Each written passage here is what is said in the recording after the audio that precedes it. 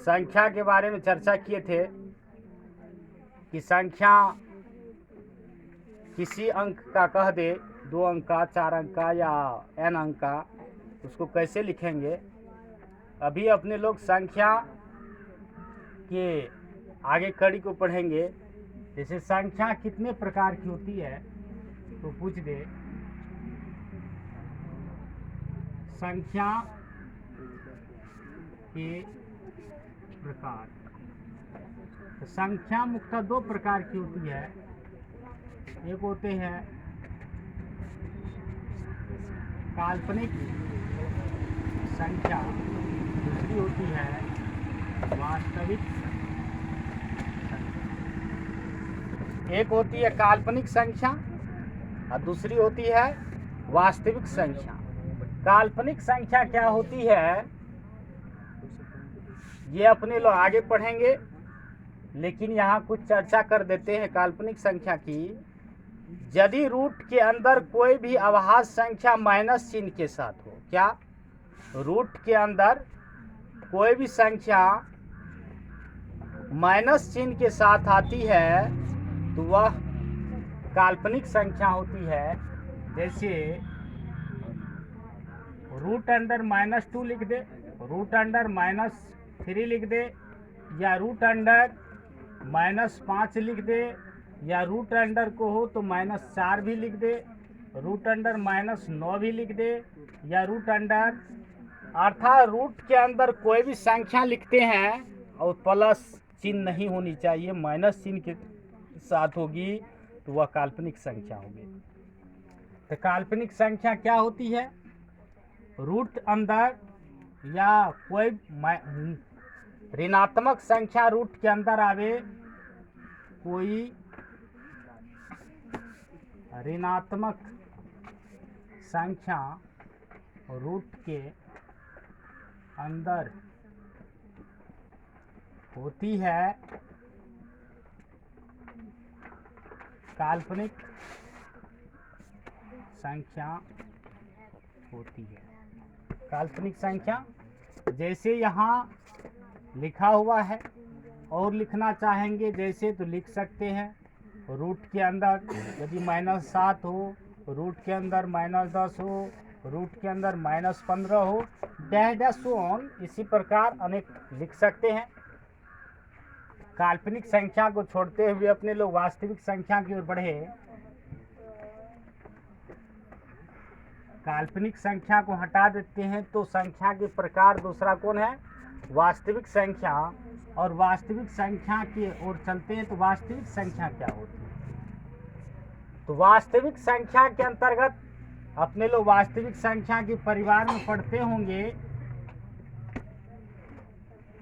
कि परिमेय और अपरिमेय संख्या के परिवार को वास्तविक संख्या कहते हैं। जैसे इसका 2 पार्ट होती है, परिमेय संख्या और दूसरी होती है अपरिमेय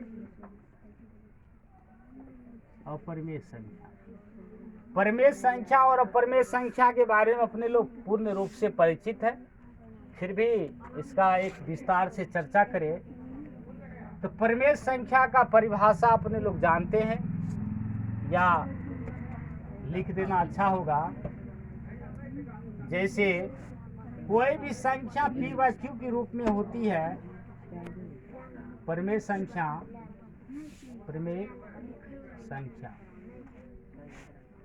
जिसे p/q के रूप में लिखा जा सकता है, जहां P और Q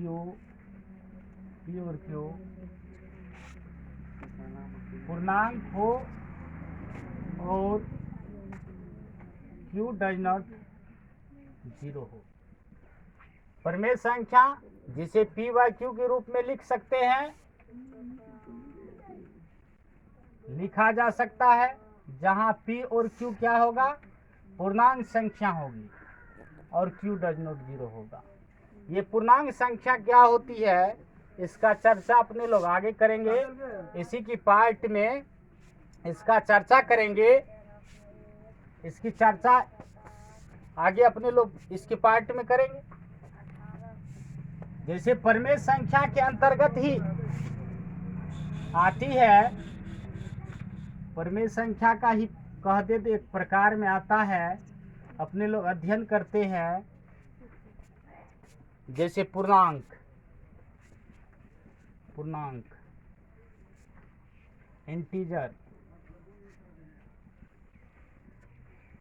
इंटीजर क्या होती है?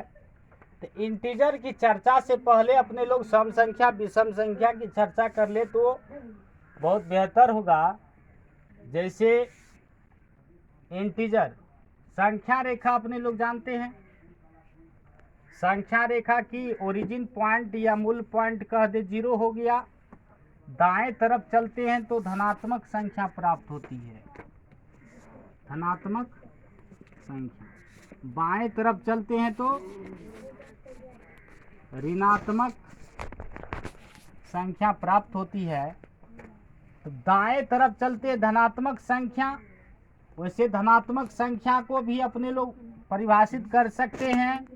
मूल पॉइंट या ओरिजिन पॉइंट के दाएं साइड जो भी नंबर्स होती है, जैसे 1, 2, 3, 4, 5 डैश डैश प्लस इन्फिनाइट तक, ये सभी धनात्मक संख्या है। ये सभी धनात्मक संख्या है। 0 से दाएं तरफ अपने लोग बिलोंग्स करेंगे RHS में, तो वह क्या होगी? धनात्मक संख्या होगी। और धनात्मक संख्या का ही एक पार्ट होती है, धनात्मक संख्या का ही पार्ट होता है सम संख्या, विषम संख्या। सम संख्या और विषम संख्या के बारे में अपने लोग जानबे करते हैं। पहले सम संख्या का चर्चा करें। सम संख्या,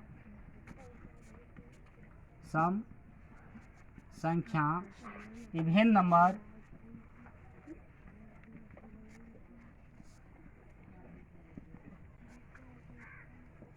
यदि संख्या रेखा पर अपने लोग 2 से चलना प्रारंभ करें, कहाँ से? 2 से। यहाँ अलग में एक संख्या रेखा बना लिया जाए। 0, 1, 2, 3, 4, 5, 6, 7, 8 डैश डैश प्लस इन्फिनाइट तक, और 2 से चलना प्रारंभ करें एक घर छोड़ छोड़ के। जैसे 2 चले, 3 नहीं चलेंगे, 4, 6, 8 इस बिलोंग्स टू बढ़ने पर अपने लोग को सम संख्या प्राप्त होगी। जैसे क्या सब हो गया? 2, 4, 6, 8, 10 डैश डैश। इस क्रम में यदि संख्या लाइन पर एक घर छोड़ते हुए बढ़े अपने लोग, तो संख्या जो प्राप्त होगी वह सम संख्या होगी। इसको अपने लोग डिफाइंड भी कर सकते हैं।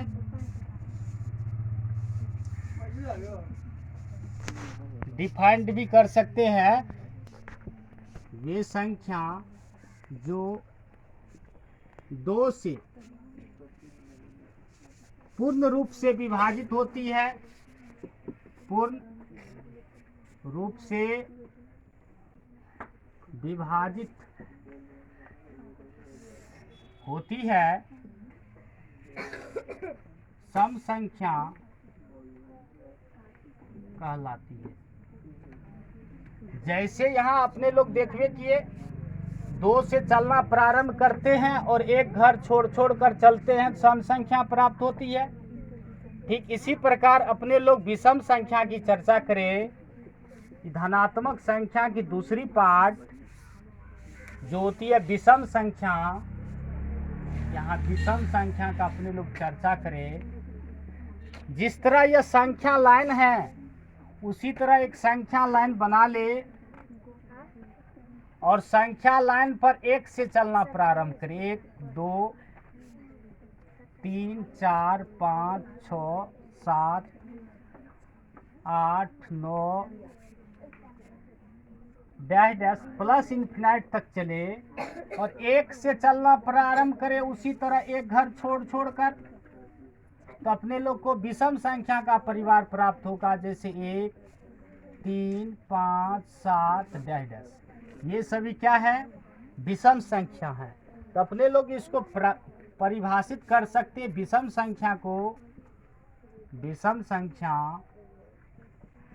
वे संख्या जो 2 से पूर्ण रूप से विभाजित नहीं होती है, वे संख्या जो 2 से पूर्ण रूप से विभाजित नहीं होती है, वे संख्या जो 2 से पूर्ण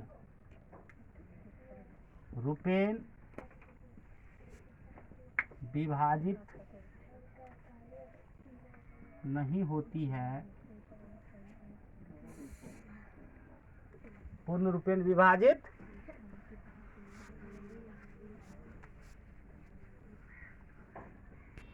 नहीं होती है, विषम संख्या कहलाती है।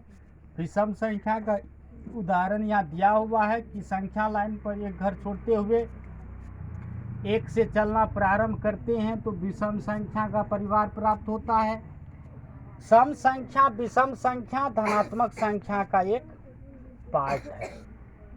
सम संख्या विषम संख्या धनात्मक संख्या का एक पार्ट है। अपने लोग सबसे पहले अभी चर्चा किए वास्तविक संख्या। वास्तविक संख्या 2 प्रकार की होती है, एक काल्पनिक संख्या, एक वास्तविक संख्या। काल्पनिक संख्या यदि कोई संख्या रूट के अंदर माइनस चिन्ह के साथ आता है, काल्पनिक संख्या होती है। और कोई भी संख्या रूट के अंदर भी हो लेकिन पॉजिटिव चिन्ह के साथ अर्थात प्लस चिन्ह नहीं लिखा जाता है, रहती है, जैसे √2, √3 डैश डैश, ये सभी वास्तविक संख्या का ही पार्ट में आती है। तो वास्तविक संख्या काल्पनिक संख्या को आगे पढ़ेंगे और इसका आगे चर्चा कर देंगे। उससे पहले अपने लोग वास्तविक संख्या का चर्चा किए। वास्तविक संख्या के चर्चा में अपने लोग सबसे पहले देखे कि नंबर्स लाइन होती है। नंबर्स लाइन में क्या होती है? ये नंबर्स लाइन मूल बिंदु ओरिजिन होता है। दाएं तरफ चलते हैं तो धनात्मक संख्या प्राप्त होती है, धनात्मक संख्या प्राप्त होती है। और बाएं तरफ अपने लोग चलते हैं तो ऋणात्मक संख्या प्राप्त होती है। ये धनात्मक संख्या का ही एक पार्ट होती है सम संख्या विषम संख्या। इसका ही एक पार्ट सम संख्या और विषम संख्या होती है। और सम संख्या विषम संख्या का चर्चा अपने लोग किए। सम संख्या वे होती है संख्या लाइन पर 2 से चलना प्रारंभ करते एक घर छोड़ छोड़ के बिलोंग्स करते हैं, सम संख्या का परिवार प्राप्त होता है। और 1 से चलना प्रारंभ करते एक घर छोड़ छोड़ के तो विषम संख्या के परिवार का निर्माण होता है। और दोनों संख्या को मिला देते हैं तो धनात्मक संख्या का परिवार का निर्माण होता है। इसके बाद यदि धनात्मक और ऋणात्मक दोनों संख्या को एक साथ मिला दिया जाए उसको पूर्णांक कहते हैं। धनात्मक संख्या और ऋणात्मक संख्या दोनों को एक साथ मिला देंगे तो पूर्णांक का निर्माण करेगी। जैसे संख्या रेखा से अपने लोग समझे पूर्णांक, पूर्णांक इंटीजर। पूर्णांक क्या होती? संख्या नंबर लाइन अपने लोग जानते हैं। नंबर लाइन में दाएं तरफ धनात्मक 1, 2, 3, 4 डैश डैश प्लस इन्फिनाइट तक, इधर -1, -2, -3, -4 डैश डैश माइनस इन्फिनाइट तक। ये सभी minus infinite two plus infinite सभी संख्या पूर्णांक होती है। क्या होती है? नंबर्स लाइन पर अपने लोग 0 से दाएं तरफ चले कि बाएं तरफ चले और सभी संख्या को एक साथ इंक्लूड कर ले तो ये सभी पूर्णांक हो जाएगी।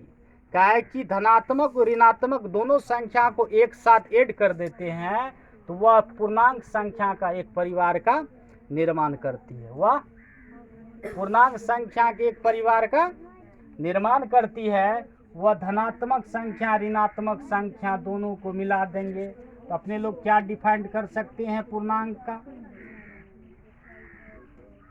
धनात्मक और ऋणात्मक संख्या के परिवार को धनात्मक और